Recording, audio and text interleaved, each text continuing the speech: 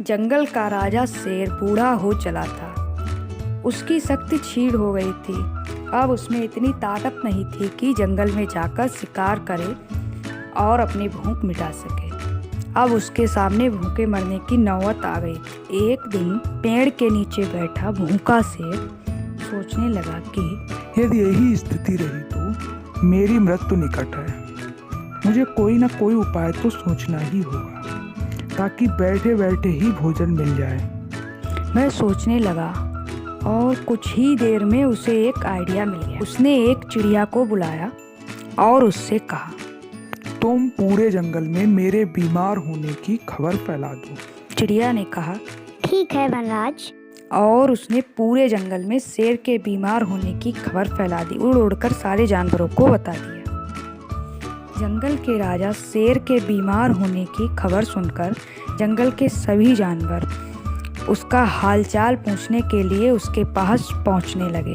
शेर इसी ताक में था।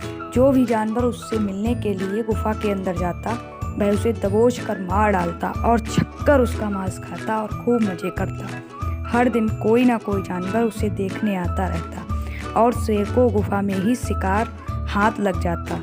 उसके दिन बड़े आराम से गुजरने लगे। अब उसे भोजन के लिए जंगल में भटकने की आवश्यकता नहीं रह गई थी।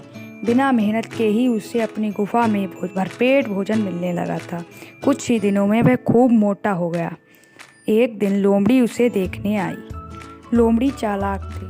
वह गुफा के अंदर नहीं गई बल्कि गुफा के द्वार पर खड़ी हो गई और वहीं से उसने शेर से पूछा, वनराज, आपकी तबीयत कैसी है? क्या आप अच्छा महसूस कर रहे हैं? कौन हो मित्र, अंदर तो आओ। मैं बीमार बूढ़ा शेर बाहर तक तुमसे मिलने नहीं आ सकता। मेरी नज़र भी कमज़ोर है। मैं तो तुम्हें यहाँ से ठीक से देख भी नहीं सकता। आओ मेरे पास आओ, मुझसे आखिरी बार मिल लो। मैं कुछ ही दिनों का मेहमान हूँ। शेर ने फुसलाकर लोमड़ी को गुफा के अंदर बुलाने का प्रयत्न किया। वनराज, मुझे क्षमा करें, मैं अंदर नहीं आ सकती।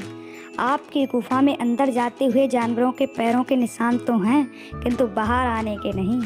इसका मतलब मैं समझ गई। सब जानते हुए भी अगर मैं अंदर आ गई तो उन जानवरों की तरह मैं भी मारी जाऊंगी जिनके पैरों के ये निशान हैं। इसलिए मैं जा रही हूँ वनराज। लोमड़ी ने जंगल में जाकर बूढ़े शेर की करतूतें सभी जानवरों को बता दी। उसके बाद कोई भी जानवर शेर से मिलने नहीं गया।